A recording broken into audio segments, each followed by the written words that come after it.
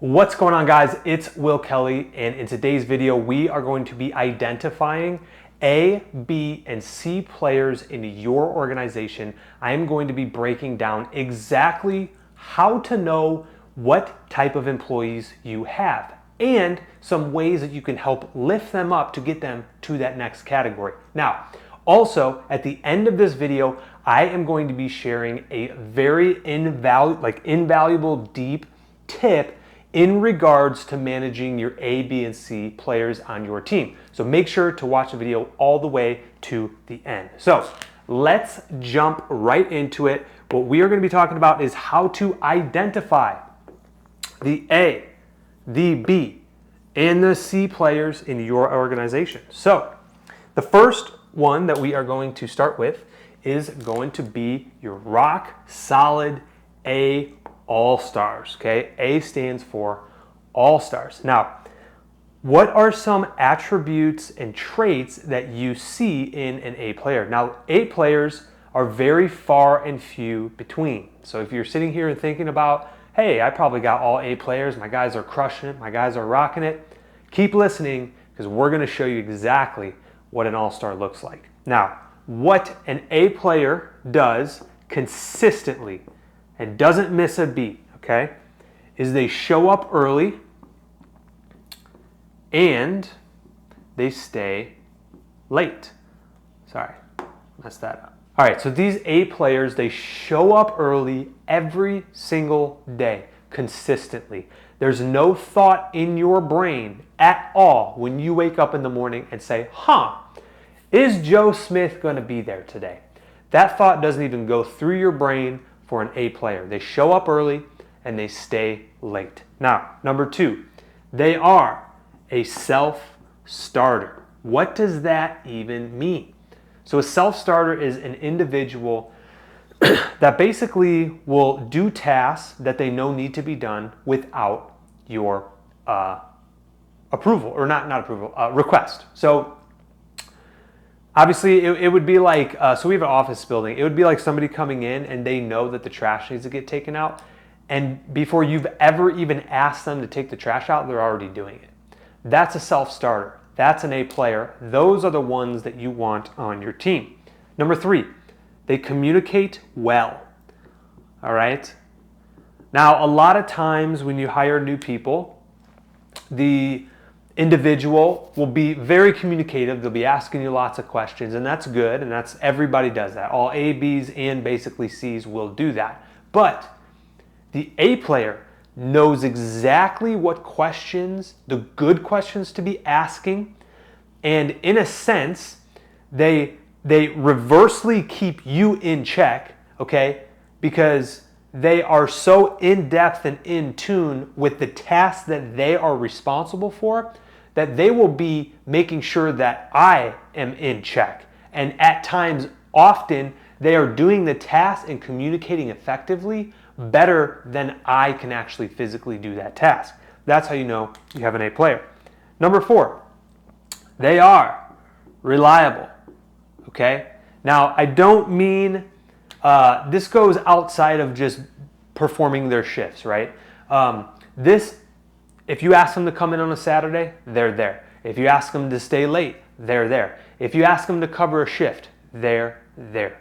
That's what reliable is. At any time of the day, you can call them early, night, morning, and they will help you achieve what you need to get done for you and your company.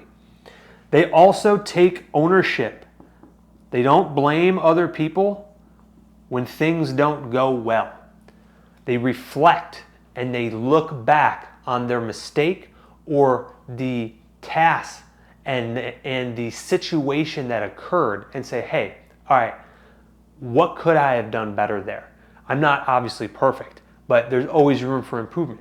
They take ownership of the tasks that are given to them and they execute very, very well. And it's very, very rare that they ever really make big mistakes because they're so in tune to what they're doing.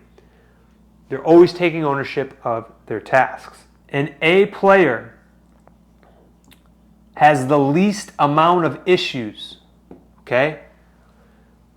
Again, How much mental space is that person on your team taking? When you wake up in the morning, are you like, hey, I wonder if Joe Smith is going to be there today? I don't know. Maybe he calls off constantly. Maybe they have to leave work early. Maybe they're constantly not doing what they're told. Maybe they're constantly taking breaks. Maybe they're just not as effective and not as efficient. The A players, there's really never any issues that come up. You can count on them. You don't have to micromanage them. They do their job well at no cost. Like they do exactly what they need to be doing. All right, so with the A players, this is very, very rare. This is going to be your top probably 3 to 5% in the workforce of what an A player is. You obviously want to find as many A players as you physically, humanly, possibly can. They're out there. You just have to recruit them.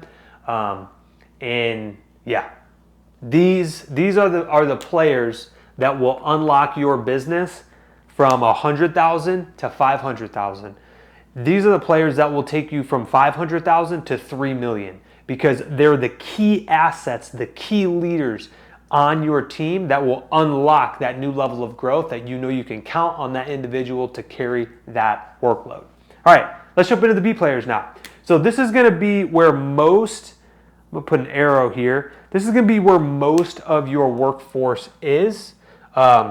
I would say probably between B and C. If you're just starting out in the industry and starting to hire your first couple few, you're probably going to be hiring more of the C players. But as you start to develop what you need to look for in a type of individual and start to learn what flags lead to what scenarios, then you can start to fall under the category of having more B players, all right? So what this is these B players, they do exactly what they're asked. Do what they are asked.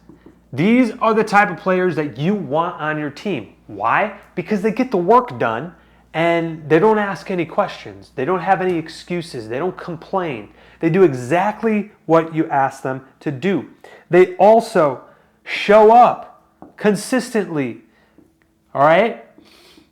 Now, there might be a late here and there might be a call off here and there, but you know you can count on them. They're not taking up tons of brain space, tons of mental stress and thought process of is this person going to show up or is he not, or is he going to be sick, call off, whatever. You know that you can count on him, and most of the time, if they miss a shift, they'll come in on a Saturday and help cover down. Okay? Number 3. This is, again, I already said this, but this is going to be majority of employees, okay? Majority of the employees are going to fall under this category. So what does that mean? You need B players. I would definitely be on the lookout for these type of individuals because they do make your life a lot easier. They're not the all-star level, but as long as they're doing it 80% to satisfactory, you're good to go when it comes to B players. All right, we're going to do this in red because we are dealing with the C players. Now, what are the C players? These are the individuals in your organization that are often late, that call off. Now, as I'm going through all this, I want you guys to understand and think about your business and your employees. What type of players do you have on your team? Let's keep on moving.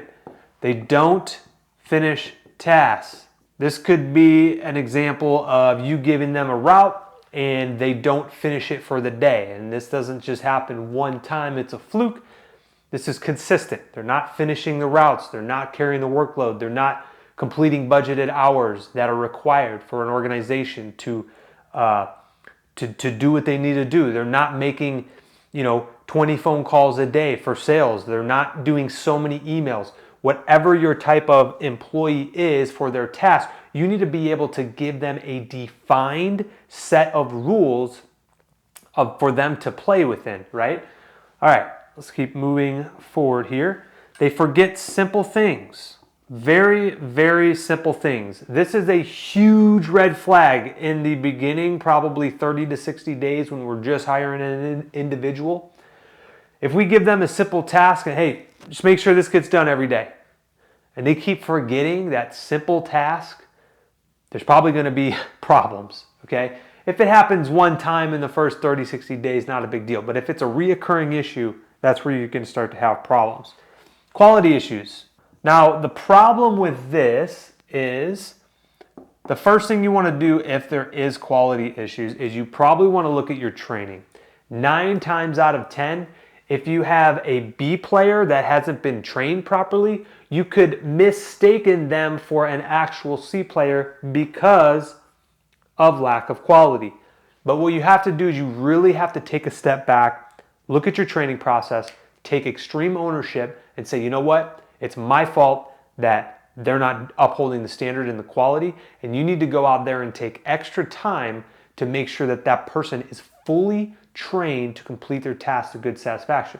Now, once you do that, and you know, okay, this is not a education or training problem because they have been trained. It's not an ability problem because you've watched them through the training process. They can physically do the job. They can physically mow, physically weed, physically edge, physically blow the property. After that, once you have thorough training and they have the physical capability of actually doing the job, then it comes down to care, okay? Is it just that they don't care? And that might be it. And if that's it, you know for sure you have a C player, right? If there's a lack of care, because the problem with that is you can't coach lack of care. You can't lift somebody up if they don't care, right? So you got to make sure that the individual cares. If they do care and it's just a lack of quality, you can pull them right back up to hopefully being that B player up there with some extra training. All right, let's keep on moving forward here. All right, the next one, if they have an attitude. Now, this is just something that hopefully you try to depict through the interview process to see if they're humble. Okay, most people that are humble, they won't have attitudes. But if they make it through your hiring process because you, again, take extreme ownership, you didn't identify that they weren't coachable, that they weren't humble, but they made it through and they figured out, okay, this person does have an attitude. This will absolutely throw them right in the category of a C player. Anybody that has an attitude, yeah, again. And I think that just comes down to kind of care too. All right, so the next one is taking up mental space. So what the C players do in your organization is they take up a lot of mental space. And what you're going to be finding is that you're going to be having these conversations with your leaders in the organization, talking about your C player that doesn't show up, that forgets simple things, that doesn't finish tasks, that has quality issues, that has attitude, and you're going to realize that you're spending more time thinking about this individual and stressing about this individual, that ideally you need to get them a self-correction plan and either A, get them on the right track, or B, they need to leave because it's only going to hurt your company. All right, bonus time. I promised you guys I'd have a little nugget at the end of this video, and here it is. So anytime that you are dealing with employees, I know firsthand over the last 4 years, it is hard. Don't let anybody mistake in that. So just know whether you have aspirations of hiring somebody or you are already in the midst of it, dealing with people, when you're building a business, there comes a point where you're not doing the tactical, physical, hands-on work anymore. You are not the player. You are going to evolve as you grow and scale your business into a coach, all right? Just like in an NFL football team, the coach does not go out onto the field because if they did, they would definitely lose the game, okay? They're not the most physically fit. They're not the most agile players. Trust me, maybe back in the day, they were that honcho person out there getting it done, but not now. They are the coach, specifically the head coach, right? They are overlooking the offense, overlooking the defense, overlooking the special teams. And they realize that they no longer are that A player that's out in the field that can crush it, that works longer hours, that help lift the business up. So once you get to that level, just know it's going to be hard. It's going to be difficult. There's going to be employees that don't show up. There's going to be, you just evolve into now managing people. And it doesn't matter what business you're in. You could be in lawn care. You can be in a call center. You can be in HVAC. You can be in really any service home business, even products. Like as you scale a business, it really comes down to managing people. You have to learn how to manage people. So what I put up here is there will always be problems. So choose the problems you want. I see so many times in the YouTube comments, oh man, I remember when I had employees, I just got rid of them. I'm just doing it myself. I'm just putting my head down and I'm gonna be a solopreneur. All right, so this person grew himself, got employees underneath him, and then went backwards.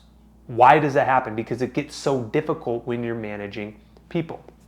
But what I will tell you is that there will always be problems, and let me explain why. That solopreneur, in the midst of it, hired 2, 3, 4, 5 employees, and is always having problems of them calling off, and always having damage issues of them hitting gutters, and always having breakdowns of equipment because they don't treat it right. Those are the types of problems that come when you have employees, all right? But let's take it a step further. They went back and started to be a solopreneur. He still has problems now at that level. Why? Because he is the only one that's out there hoofing it, boots on the ground, pushing that mower, and actually doing all of the physical work. So you know what's going to happen? He's going to get burnt out after a while because he physically cannot be able to do it. Knee's gonna hurt, back's gonna hurt, leg's gonna hurt, probably get arthritis in his feet. You know, all of this stuff is going to happen if he's the only one that's out there doing it. So guess what he's going to have? Sorry, I'm out here stuttering. Problems. He's going to have problems. And I will tell you right now, I would rather have people problems, and I would rather have to sit down with an employee and have a hard and difficult conversation when my heart pumps anyway, and my leg might shake a little bit because I'm a little nervous and I'm like, oh man, I got to write this guy up. I feel bad. I care about them, and I sit them down in a chair and I say, hey man, we got, you know, you've called off 3 times in the last couple of weeks. We got to do a write up, or you're losing quality. Like, what's going on? And it's uncomfortable. It is, but I would much rather have those hard, difficult conversations every single day than me be the one that's out there physically doing every single lawn. Because there's no way I would be able to do that. So what I'm telling you is pick your problems in the business, all right? Pick them. They're never gonna go away. It's not an on-off switch. You will always have problems. You will never have all A players. You will never have all B players. You will have a concoction of all of them. You might have all C players. So just know that the problems aren't going to go away. They're going to evolve, but pick the problems that you want. And for us, I would much rather have that hard, difficult conversation with our team member. And I know I used to run from it because I didn't like confrontation, but I know that every hard and difficult conversation I have is going to get us one step closer to where we need to go, where we're going to be. So if you guys found value in this video, please just smash that like button. We'll see you guys next time.